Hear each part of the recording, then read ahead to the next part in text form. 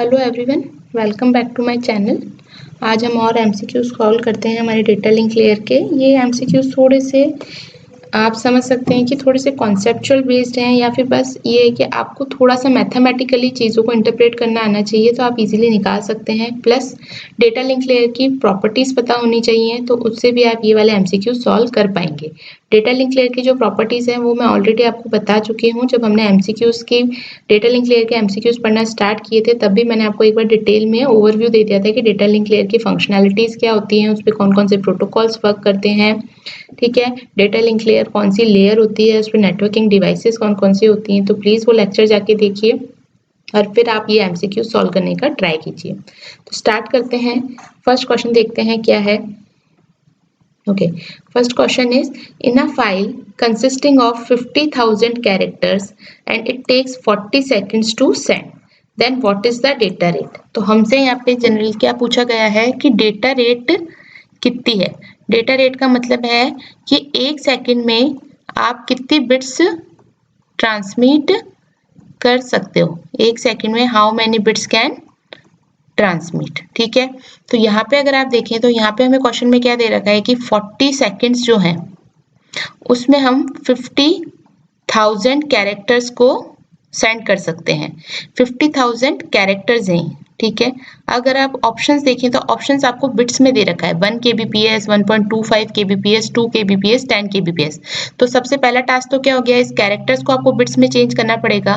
तो 40 सेकंड में 50,000 characters transmit हो रहे, तो बिट्स कितनी हो जाएंगी। एक कैरेक्टर के अंदर आपकी कितनी नंबर ऑफ बिट्स होती हैं, एक कैरेक्टर के अंदर आपकी बिट्स होती हैं 8 बिट्स। तो 40 सेकंड में कितनी बिट्स ट्रांसमिट होंगी, 50,000 इंटू 8। ठीक है, हमसे पूछा गया है डेटा रेट। डेटा रेट है कि एक सेकंड में आप कितनी बिट्स ट्रांसमिट करोगे, तो एक सेकंड में कितनी बिट्स ट्रांसमिट हो जाएंगी आपकी 50,000 इंटू 8 डिवाइडेड बाय 40। इसको हम सॉल्व कर लेंगे, यहाँ से ये कैंसिल हो जाएगा। 4 1 ज़ा 4, 4 2 ज़ा 8, तो ये कितना हो जाएगा 5 2 ज़ा 10,000 बिट्स पर सेकंड। ठीक है, अब देखिए 10,000 बिट्स पर सेकंड नहीं, क्योंकि हमको किलो kbps में दे रखा है। तो kbps को हम इसको कैसे लिख सकते हैं, हम 10 kbps लिख सकते हैं, क्योंकि 1 किलो कितना हो जाएगा आपका 10 टू द पावर 3। तो 10 टू द पावर 3 को हम क्या लिख सकते हैं, k। तो हमारा आंसर क्या हो जाएगा 10 kbps। तो हमारा ऑप्शन डी करेक्ट हो जाएगा इसमें। ठीक है, एक्सप्लेनेशन यहाँ दे रखा है, आप यहाँ से भी चेक कर सकते हैं। नेक्स्ट क्वेश्चन देखिए, match the following layers and protocols for a user browsing with SSL. ठीक है, हमारे पास application layer, transport layer, network layer और डेटा लिंक लेयर दे रखी है। ओके, और यहाँ पे दे रखा है TCP, IP, PPP and HTTP.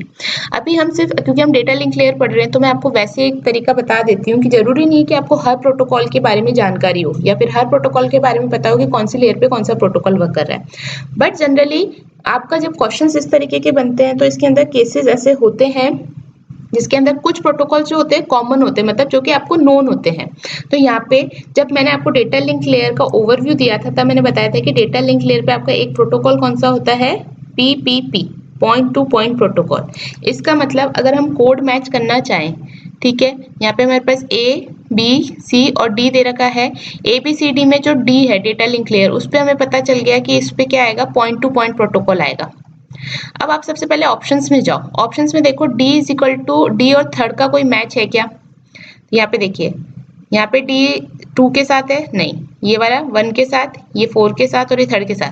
तो देखो फर्स्ट वाला जो है उस पर डी का और थर्ड का मैच हो रहा है, तो ये करेक्ट मैच है, बाकी सारे इनकरेक्ट मैच है। तो ये अपने आप ही देखो सारे ऑप्शंस क्या हो गए, कैंसिल आउट हो गए और एक प्रोटोकॉल से ही आपको करेक्ट आंसर मिल गया। जरूरी नहीं हमेशा ऐसा हो, लेकिन कई बार पॉसिबिलिटी होती है कि आपको एक या दो पता होते हैं और 2 या 3 से आप क्या कर पाते हो, आइडेंटिफाई कर पाते हो करेक्ट ऑप्शन को। इसी तरीके से देखो नेटवर्क लेयर है, नेटवर्क लेयर पे आपकी आईपी एड्रेसिंग यूज होती है, तो आईपी प्रोटोकॉल यूज होता है। ट्रांसपोर्ट लेयर पे हमने पढ़ा है एक दो प्रोटोकॉल्स यूज होते हैं, एक तो टीसीपी यूज होता है और एक यूडीपी यूज होता है। टीसीपी दे रखा तो टीसीपी हो जाएगा, और एप्लीकेशन लेयर पे एचटीटीपी, एचटीटीपीएस, एसएमटीपी, एफटीपी, ये सारे प्रोटोकॉल्स यूज होते हैं। तो एप्लीकेशन लेयर के लिए हो जाएगा 4। तो जो आपका ऑप्शन ए है वो सारे करेक्ट मैचेस आपको दे रहा है, तो इसका आंसर क्या हो जाएगा, ऑप्शन ए। इस तरीके से आप क्वेश्चन सॉल्व कर सकते हैं। अब देखिए नेक्स्ट क्वेश्चन क्या है, थर्ड क्वेश्चन। ये आपका थर्ड क्वेश्चन है, मैं थोड़ा नंबरिंग दे देती हूँ। थर्ड क्वेश्चन क्या है, maximum size of the data that application layer can pass on the TCP layer below is, कौन कौन सी है, 2 to the power 16 बाइट्स, फिर 2 to the power 16 bytes plus TCP header length, next is 2 to the power 16 bytes minus TCP header length, and last option है 2 to the power 15 bite. ये पूछ रहा है कि कितना मैक्सिमम साइज का data जो है एप्लीकेशन लेयर से पास हो सकता है टीसीपी लेयर के ऊपर, और ये कुछ डेटा साइजेस आपको गिवन है। ऑप्शन है कि फर्स्ट, सेकंड, फोर्थ सही है, सेकंड और फोर्थ सही है, सेकंड, थर्ड एंड फोर्थ सही है, या सारे ऑप्शंस करेक्ट है।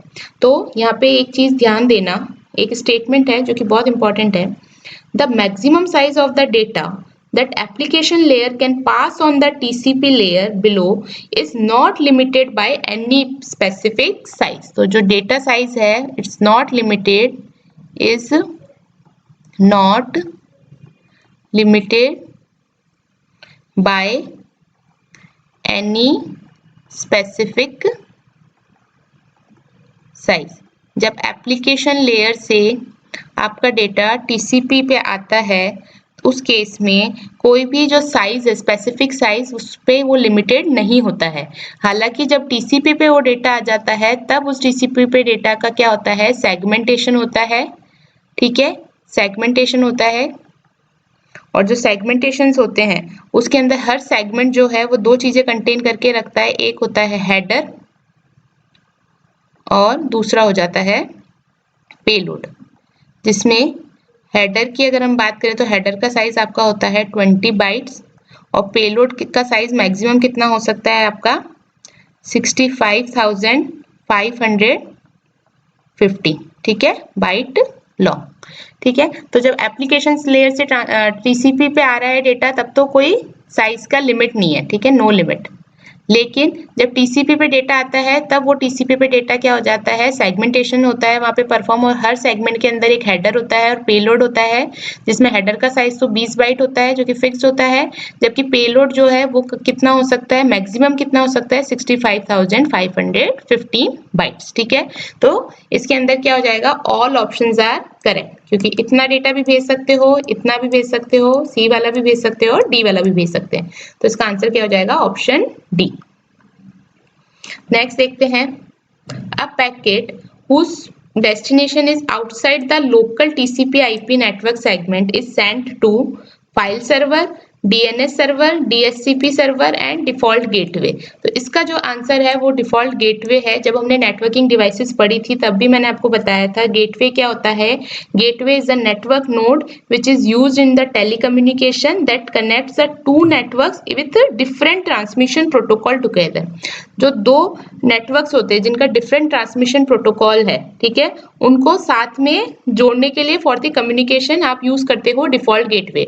तो यहाँ पे भी यही चीज कह रहा है कि कोई पैकेट आपने सेंड किया जिसकी जो डेस्टिनेशन है वो आउटसाइड है, किससे, जो आपका लोकल टीसीपी आईपी नेटवर्क है उससे आउटसाइड, मतलब किसी दूसरे डिफरेंट टीसीपी आईपी नेटवर्क पे, किसी दूसरे नेटवर्क प्रोटोकॉल के ऊपर है। तो उसके लिए हम कौन सा communication gateway, communication device use करेंगे, नेटवर्किंग डिवाइस, वो कौन सी हो जाएगी आपकी डिफॉल्ट गेटवे। तो इसका आंसर हो जाएगा आपका डिफॉल्ट गेटवे। तो देखो इस तरह के क्वेश्चंस के आंसर आप तभी पता कर पाओगे जब आपको नेटवर्किंग डिवाइसेस के बारे में नॉलेज होगी, जो कि हम ऑलरेडी डिस्कस कर चुके हैं बहुत डिटेल में। तो प्लीज वो लेक्चर देखिए, हमारी नेटवर्क की प्लेलिस्ट के अंदर इंक्लूडेड है जिसमें सारी डिवाइसेस के बारे में बता रखा है। तो वहां से ही उनको जब आपको समझ में आएगा तो ही आप इनके ऑप्शंस करेक्टली आइडेंटिफाई कर पाएंगे। ये इसका मैंने दे रखा है एक्सप्लेनेशन भी। नेक्स्ट क्वेश्चन देखो, distance vector routing algorithm is a dynamic routing algorithm and the routing table in distance vector routing algorithms are updated. Distance vector routing algorithm जो होती है वो एक डायनामिक राउटिंग एल्गोरिथम है, और उसके अंदर राउटिंग टेबल्स कैसे अपडेट होती है। हालांकि ये क्वेश्चन नेटवर्क लेयर का है, ठीक है, हम जब नेटवर्क लेयर पढ़ेंगे तब हम नेटवर्क लेयर के एमसीक्यू सॉल्व करेंगे, तब हम और ज्यादा डिटेल में देखेंगे राउटिंग एल्गोरिथम्स को। बट यहाँ पे देखो ये क्वेश्चन बहुत ईजी है। आप थोड़ा सा भी अगर आपको नॉलेज है राउटिंग्स का, या फिर जो भी टेबल्स अपडेट होती हैं, या फिर जो भी ग्राफ्स एल्गोरिथम्स यूज होती हैं, तो आप ये इजीली आइडेंटिफाई कर सकते हो। राउटिंग टेबल जो होगी डिस्टेंस वेक्टर राउटिंग में कैसे अपडेट होगी, ऑटोमेटिकली अपडेट होगी क्या, ऑटोमेटिकली कैसे अपडेट होगी, आपको आसपास की जब नॉलेज होगी तो ही आप अपडेट कर सकते हैं। सर्वर के थ्रू अपडेट होगी क्या, नहीं। और राउटिंग टेबल्स कैसे अपडेट होती है? राउटिंग टेबल जो भी इसके नेबर्स राउटर्स होते हैं, ठीक है, उन नेबर नोड्स पे क्या राउटिंग टेबल्स मैनेज्ड हैं, उनके थ्रू एक्सचेंज करते हैं इन्फॉर्मेशन को और उसके अकॉर्डिंग आपकी राउटिंग टेबल्स मैनेज होती है। तो इसका आंसर क्या हो जाएगा? ऑप्शन सी।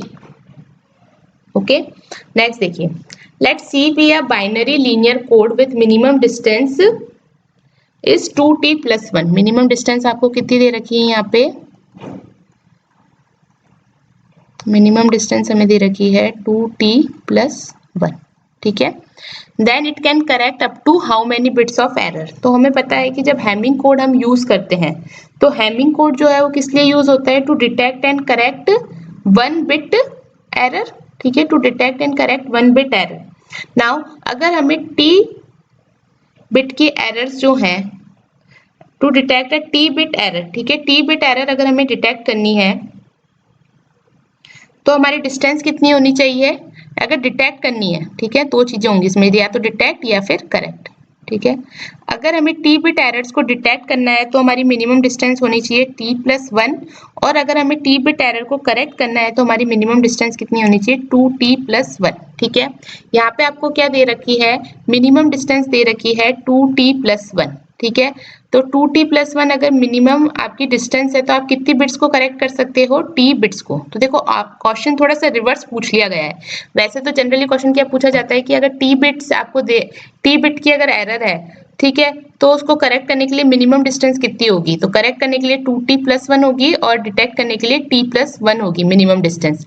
लेकिन यहाँ पे क्या पूछ लिया गया है कि मिनिमम डिस्टेंस आपको गिवन है कि 2t+1 है, ठीक है, तो आप कितने बिट्स की एरर डिटेक्ट कर सकते हो? तो इसका आंसर हो जाएगा t बिट, ठीक है। ये दोनों के केस में होता है, तो यहाँ पे आंसर क्या आ जाएगा आपका? t बिट्स, ठीक है। ये क्वेश्चन आपके लिए होमवर्क एक्टिविटी है, ठीक है। Let g of x be a generator polynomial used for CRC checking. The condition that should be satisfied by g of x to correct odd number of error bits will be, इनमें से आपको correct option बताना है। ये question मैं already solve करवा चुकी हूँ विद डिटेल एक्सप्लेनेशन। तो ये क्वेश्चन का आंसर आप मुझे कमेंट बॉक्स में बताएंगे कि क्या होगा। नेक्स्ट देखिए, in a packet switching network if the message size is 48 bytes and each packet contains a header of 3 bytes, if 24 packets are required to transmit the message then the packet size is। अब question क्या दे रखा है? देखो question बहुत simple है। इसमें अगर आपको लेयर्स के बारे में नहीं भी पता ज्यादा तो आप तो भी इस क्वेश्चन को सॉल्व कर सकते हो, क्योंकि इसके अंदर लेयर का कोई इतना डिस्क्रिप्शन नहीं है। इसके अंदर हमें क्या दे रखा है कि हमारे पास, हम इसको सॉल्व करते हैं सिंपली, हमको जो मैसेज का साइज दे रखा है वो कितना दे रखा है? 48 बाइट्स, ठीक है। और हमारे को कितने पैकेट चाहिए? 24 पैकेट्स चाहिए, ठीक है, इस मैसेज को ट्रांसमिट करने के लिए। 24 packets required to transmit the message. और हर मैसेज, हर पैकेट जो है, every packet contain a header. तो पैकेट जो हो गया, उसमें इन्होंने पैकेट की डेफिनेशन क्या दे दी कि हर पैकेट जो है उसके अंदर एक तो हेडर होगा और आपका मैसेज का कुछ पार्ट पोर्शन होगा, ठीक है। हेडर का इन्होंने दे दिया कि हेडर हमेशा कितना इसके अंदर अटैच होगा? हर पैकेट के अंदर 3 बाइट, यानी कि 1 packet consist 3 bytes of header. अब हमें पता करना है कि मैसेज की कितनी बाइट्स हेडर, मैसेज की कितनी बाइट्स कंटेन करके रखेगा आपका एक पैकेट। तो देखो ये सिंपली निकल जाएगा, 48 बाइट्स का टोटल मैसेज है जिसको हमें 24 पैकेट्स में भेजना है। तो एक पैकेट कितने बाइट्स कंटेन करके रखेगा? 48 डिवाइडेड बाय 24, ठीक है, क्योंकि देखो 24 पैकेट्स जो है वो 48 बाइट का मैसेज भेज रहा है। तो एक पैकेट कितने बाइट्स का मैसेज भेज पाएगा? 48 डिवाइडेड बाय 24। तो इसको सॉल्व करेंगे तो कितना आ जाएगा? 2 बाइट्स, यानी कि एक पैकेट के अंदर मैसेज के साइज कितना होगा आपका? 2 बाइट, ठीक है। तो ये आपका एक पैकेट की डेफिनेशन बन गई, ठीक है, एक पैकेट की डेफिनेशन ये बन गई, यानी एक पैकेट के अंदर कितने नंबर ऑफ बाइट्स आपके आ रहे हैं? 3 + 2, 3 हेडर के और 2 मैसेज के, तो ये कितना हो गया? 5 बाइट्स। तो एक पैकेट का साइज कितना हो जाएगा आपका? 5 bytes. Option D is the correct answer. देखो इसके अंदर कहीं भी लेयर की आपको इन्फॉर्मेशन की जरूरत नहीं थी कि लेयर की नॉलेज होनी चाहिए। इसके अंदर आपको बस सिंपल एक मैथमेटिक क्वेश्चन है, बस इसको पूछ लिया गया है कि पैकेट स्विचिंग नेटवर्क है जिसके अंदर 48 बाइट का मैसेज मुझे भेजना है। ये 48 बाइट का जो मैसेज है ये 24 पैकेट्स के थ्रू जाएगा और हर पैकेट के अंदर हेडर होगा। तो देखो मैसेज भेजना है तो ऑब्वियसली हर पैकेट के अंदर मैसेज का भी कुछ पोर्शन होगा और ये आपको क्वेश्चन में मेंशन है कि हर मैसेज के अंदर हर पैकेट के अंदर 3 बाइट का हेडर तो आएगा ही आएगा। तो ये तो फिक्स हो गया। मैसेज का आप कैसे निकाल सकते हो, 24 पैकेट्स में अगर आपके 48 बाइट्स का मैसेज जा रहा है तो एक पैकेट में कितना जाएगा, 2 बाइट्स का। तो यहाँ पे हमने ये 2 बाइट्स रख लिया तो 3 बाइट प्लस 2 बाइट कितना हो जाएगा, 5 बाइट। यानी एक पैकेट का साइज हो गया आपका 5 बाइट्स। ठीक है, नेक्स्ट क्वेश्चन देखते हैं। In Ethernet CSMA CD, the special bit sequence transmitted by media access management to handle the collision। ये हमने अभी पिछले वाले लेक्चर में किया था, जब सेंडर है और रिसीवर है। ठीक है, सेंडर कोई डेटा ट्रांसमिट कर रहा है रिसीवर को। ठीक है, यहाँ पे सपोज सेंडर ने ट्रांसमिट किया और उसी टाइम पे रिसीवर ने भी अपना ट्रांसमिशन स्टार्ट कर दिया, तो उस केस में क्या हो जाएगा, यहाँ पे कोलिजन हो जाएगा। ठीक है, तो इस कोलिजन को हैंडल करने के लिए यहाँ पे जो स्पेशल बिट सीक्वेंस भेजते हैं, तो रिसीवर क्या भेजता है, एक जैमिंग सिग्नल भेजता है। कल ही हमने इसका क्वेश्चन देखा था, जैमिंग सिग्नल सेंड करता है। तो ये जैमिंग सिग्नल सेंड किस लिए होता है, टू हैंडल द कोलिजन। तो हमारे पास क्वेश्चन में ऑप्शंस क्या दे रखे हैं, preamble, postamble and jam and none of the above. तो इसका आंसर क्या हो जाएगा, जैम। ठीक है, जैम बिट्स आपकी भेजी जाती है to handle the collision. Next question देखो, in a token ring network the transmission speed is, transmission speed आपको कितनी दे रखी है, 10 to the power 7 बिट्स पर सेकेंड। इसको हम ट्रांसमिशन स्पीड TS से बोल देते हैं। प्रोपोगेशन स्पीड हमको दे रखी है 200 मीटर पर माइक्रो सेकेंड और हमें पता करना है 1 बिट डिले नेटवर्क कितना है, 1 बिट डिले। सबसे पहले हम 1 बिट के लिए ट्रांसमिशन टाइम निकालते हैं कि 1 बिट को प्रोपोगेट करने के लिए हमें कितना ट्रांसमिशन टाइम चाहिए होगा। तो कितना हो जाएगा, डेटा साइज हो गया 1 bit divided by transmission speed हो गई 10 to the power 7 बिट्स पर सेकेंड और ये हो गया आपका 1 बिट। तो ये कितना आ जाएगा आपका 0.1 माइक्रो सेकेंड लिख सकते हैं इसको। देखो 0.1 माइक्रो सेकेंड कैसे लिखा, 1/10। ठीक है, इंटू 10 to the power 7 को 10 into 10 to the power 6 लिखा जा सकता है। यस, तो इसको हम कैसे कर देंगे, 1/10 तो हो जाएगा, 1/10 एज इट इज रख देंगे, 10 to the power 6 को ऊपर ले जाएंगे तो 10 to the power -6 सेकेंड हो जाएगा। 1/10 को कैसे लिख सकते हैं, 0.1 और 10 to the power -6 को हम माइक्रो लिख सकते हैं, माइक्रो सेकेंड। तो हमारा एक बिट के लिए कितना हो गया, 1.1 माइक्रो सेकेंड। हमें प्रोपोगेशन स्पीड दे रखी है 200 मीटर पर माइक्रो सेकेंड, यानी कि हमें पता है कि 1 माइक्रो सेकेंड में कितना आप ट्रेवल कर सकते हो, 200 मीटर। ठीक है, तो 0.1 माइक्रो सेकेंड में हम कितना कर पाएंगे, 200 मीटर इंटू 0.1।